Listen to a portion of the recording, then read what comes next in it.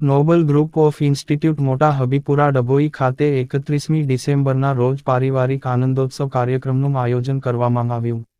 ડભોઈ પાસે આવેલ Nobel group of ઇન્સ્ટિટ્યૂટના પરિસરમાં 31મી ડિસેમ્બરના રોજ પારિવારિક આનંદોત્સવ કાર્યક્રમનું ખૂબ ઉત્સવપૂર્વક આયોજન કરવામાં આવ્યું હતું. સંસ્થાના પ્રમુખશ્રીએ એ માધવાણી સરના માર્ગદર્શન હેઠળ આ તમામ કાર્યક્રમની રૂપરેખા તૈયાર કરવામાં આવી હતી.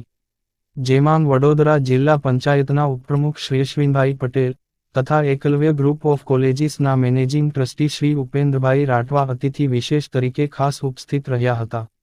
કાર્યક્રમમાં વિદ્યાર્થીઓએ વિવિધ સાંસ્કૃતિક કૃતિઓ દ્વારા પોતાના પ્રતિભા દર્શાવી હતી, જેમાં નૃત્ય, સંગીત, નાટક અને અન્ય શૈક્ષણિક પ્રદર્શનોનો સમાવેશ હતો.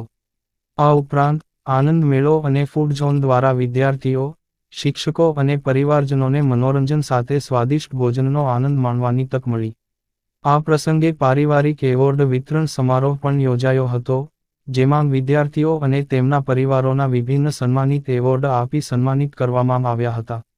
આ કાર્યક્રમની ઉજવણી કરવાનો હેતુ એ હતો કે હાલના ટેકનોલોજી અને ઝડપી સમયના યુગમાં લોકો પાસેથી સંસ્કૃતિને છોડીને અને ભારતીય સંસ્કૃતિ સાથે જોડાયેલા રહે તથા તમામ પરિવાર એક સાથે મળીને 31 ડિસેમ્બરની ઉજવણી કરી શકે, જેથી પરિવારમાં એકતા જળવાય, સ્નેહ વધે એ આશયને ધ્યાનમાં રાખીને વિદ્યાર્થીઓ દ્વારા પારિવારિક નાટક, ડાન્સ, સંગીત અને વિવિધ સંસ્કૃતિ કાર્યક્રમનું આયોજન કરવામાં આવ્યું હતું. પારિવારિક આનંદોત્સવ નું આયોજન સફળ બનાવવામાં તમામ નોબલ ગ્રુપ ઓફ ઇન્સ્ટિટ્યૂટના સમગ્ર સ્ટાફ મેમ્બર્સ, વિદ્યાર્થીઓ તથા તમામ વાલી સ્ત્રીઓ મોટી સંખ્યામાં ઉપસ્થિત રહીને આ કાર્યક્રમ સફળ બનાવ્યો હતો. એમ માધવાણી ટ્રસ્ટી અશ્વિનભાઈ પટેલ, વકીલ, reporter Fazal Razak Khatri, GPK news, Dabhoi. 31 December Madhvani પરિવારની સ્કૂલ નોબલમાં આજરોજ જે પારિવારિક મહોત્સવ રાખવામાં આવે છે, એક અદ્ભુત છે. આનંદ મેળો પણ અદ્ભુત છે. અલગ અલગ કૃતિઓ પણ ખૂબ જ અદ્ભુત હતી. મેં એક મારો વિચાર રજૂ કર્યો માધવાણી સાહેબને, અને તરત એ વિચાર એમણે સ્વીકારી લીધો છે કે 2036માં ઓલિમ્પિક ભારતમાં રમનાર છે, તો આગોતરું જે આયોજન છે કે 11 વર્ષથી નીચેનું બાળક આની અંદર ભાગ લે અને આવતા વર્ષોમાં એ ઓલિમ્પિકની અંદર એ ભાગ લે.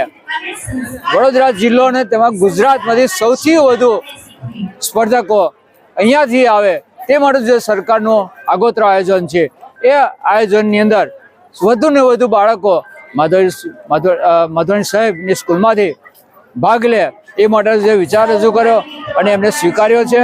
અને હું આશા રાખું છું કે આ શાળામાંથી વધુ ને વધુ બાળકો હરીફાઈ જે રાખવામાં આવી છે માજલપુર ખાતે, એ હરીફાઈમાં ભાગ લે અને આવતા દિવસમાં વધુને વધુ પ્રેક્ટિસ કરાવી અને ઓલિમ્પિકમાં ભાગ લે.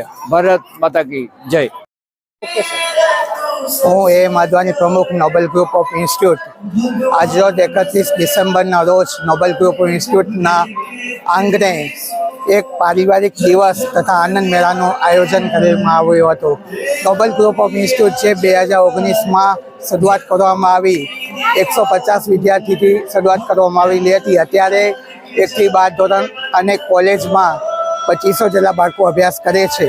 અને આજના પ્રોગ્રામનો હેતુ કે જે અત્યારે ભારતીય સંસ્કૃતિ જે વિસરાતી જાય છે અને પશ્ચિમી સંસ્કૃતિ તરફ જે ધરે છે એને અટકાવવા માટે અને આપણા સમાજની અંદર ભારતીય સંસ્કૃતિ, ભારતીય સંસ્કાર, કૌટુંબિક ભાવના પ્રગટે અને જળવાઈ રહે એના માટે અમે એક પારિવારિક દિવસનું આયોજન કરવામાં આવ્યું હતું. અને આજના ફંક્શનમાં 2000થી ઉપર વાલીઓ અને આજના ફંક્શનના મુખ્ય મહેમાન તરીકે વડોદરા જિલ્લા પંચાયતના ઉપપ્રમુખ અશ્વિનભાઈ પટેલ સાહેબ, શશિકાંતભાઈ પટેલ સાહેબ તથા છોટાઉદેપુર જિલ્લા ભાજપના પ્રમુખ ભાઈ ઉપેન્દ્રભાઈ રાઠવા સાહેબ ઉપસ્થિત રહ્યા હતા અને વાલીઓને માર્ગદર્શન આપ્યું હતું.